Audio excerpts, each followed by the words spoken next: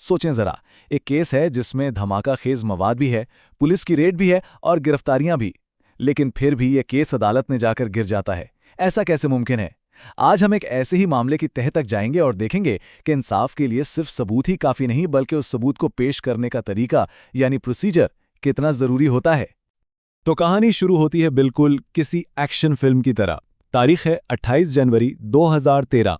Police को एक tip मिलती है। वो फौरन एक गोदाम पर छापा मारते हैं और वहां से क्या निकलता है? भारी मिकदार में धमाका खेज मवाद। और मुल्जिमान वो भी वहीं मौजूद, रंगे हाथों पकड़े जाते हैं। अब इससे सीधा और मजबूत केस और क्या हो सकता है ना?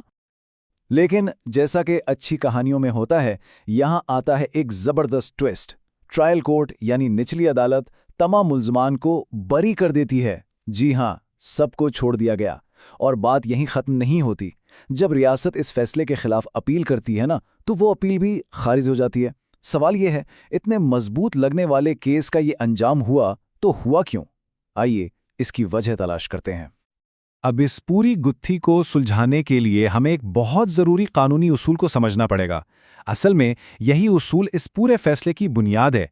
इसे कहते हैं डबल प्रिजम्पशन ऑफ इनोसेंस, या उर्दू में दोहरी बेगुनाही का उसूल। और यकीन करें, ये ऐसी कानूनी ढाल है जिसे तोड़ना प्रोसिक्यूशन के लिए लगभग नामुमकिन था। इस उसूल का राज उसके नाम में ही है, दोहरी यानी डबल। इसका मतलब क्या है? सीधा सा मतलब है कि मुल्जिम को एक नहीं बल्कि 2 लेयर्स की प्रोटेक्शन हासिल होती है। चलें देखते हैं ये 2 ढालें हैं कौन सी। तो सवाल यह है कि ये डबल प्रोटेक्शन काम कैसे करती है। देखिए, पहली प्रोटेक्शन तो वो है जो हम सब जानते हैं कि हर शख्स बेगुनाह है जब तक जुर्म साबित ना हो जाए, सिंपल। लेकिन जब एक अदालत पूरा ट्रायल चलाकर सबूत देखकर किसी को बरी कर देती है, तो वो उसकी बेगुनाही पर एक पक्की कानूनी मोहर लगा देती है। ये है दूसरी ढाल, और ये पहली वाली से कई ज्यादा मजबूत होती है। तो इसको आसान लफ्जों में समझते हैं। पहली ढाल डिफॉल्ट सेटिंग, हर कोई बेगुनाह है। दूसरी ढाल ये जुडिशियल कन्फर्मेशन है।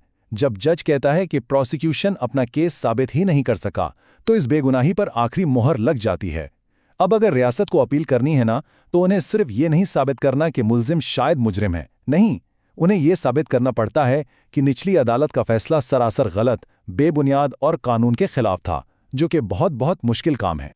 चलें अब वापस केस पर आते हैं और देखते हैं कि प्रोसिक्यूशन का यह केस रेत की दीवार कैसे साबित हुआ। आखिर ऐसी क्या खामियां थीं इसमें जिसने उसे इतना कमजोर कर दिया? अदालत ने जब केस को देखा तो उसमें झांकती हुई बड़ी बड़ी खामियां नजर आईं। मिसाल के तौर पर गवाहों के अपने बयानात आपस में नहीं मिल रहे थे। कोई आज़ाद गवाह था ही नहीं, सारे पुलिस वाले थे। और सबसे बढ़कर सबूत जमा करने का जो पूरा तरीका था, वही मशकूक था। जरा इस फर्क तो देखें। प्रोसिक्यूशन के 2 सबसे अहम गवाह, दोनों पुलिस ऑफिसर, इस बुनियादी सी बात पर मुतफिक नहीं कि एविडेंस को सील किसने किया। एक गवाह कहता है मैंने सील किया, दूसरा कहता है नहीं, आईओ ने यानी इन्वेस्टिगेटिंग ऑफिसर ने सील किया था। अब ये कोई मामूली गलती नहीं है।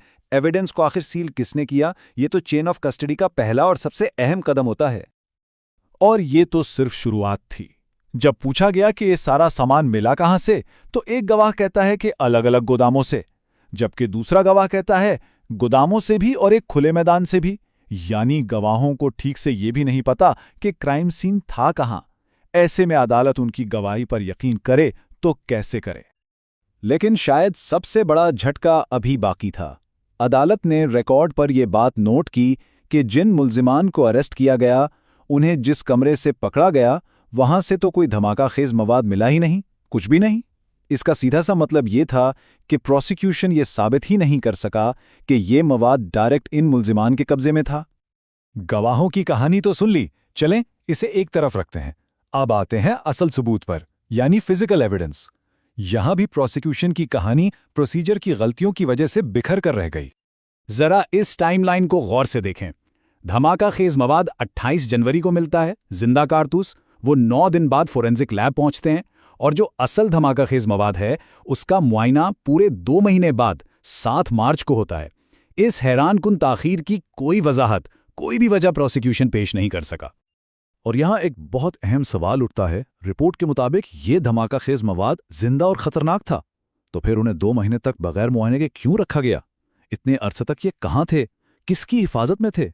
इन सवालात का जवाब प्रोसिक्यूशन के पास नहीं था, और इसने शवाहिद की सालमियत पर बहुत बड़े सवालिया निशान लगा दिए। और अब आती है शायद प्रोसिक्यूशन की सबसे बड़ी गलती। जिस बम डिस्पोजल एक्सपर्ट ने इस धमाका खेज मवाद का मुआयना किया था, जिसने रिपोर्ट में लिखा था कि ये जिंदा और खतरनाक हैं, उसे गवाही के लिए अदालत में बुलाया ही नहीं गया। इसका मतलब यह है कि डिफेंस के वकला को उस एक्सपर्ट से जरा करने का, यानी क्रॉस क्वेश्चनिंग का मौका ही नहीं मिला, और ये तो इंसाफ के बुनियादी उसूलों के खिलाफ है।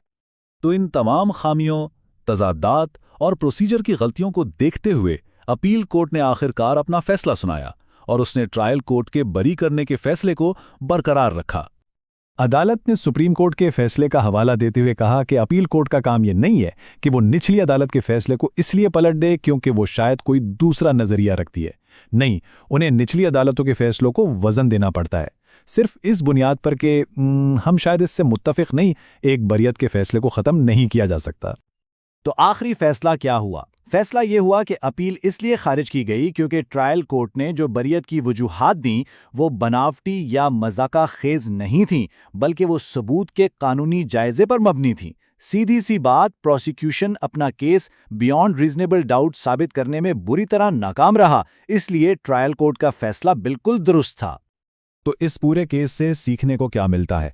यही कि अदालत में सिर्फ ये मायने नहीं रखता कि क्या हुआ, बल्कि ये मायने रखता है कि आप उसे कानून के मुताबिक साबित कैसे करते हैं। प्रोसीजर यानी तरीक़ेकार सब कुछ है।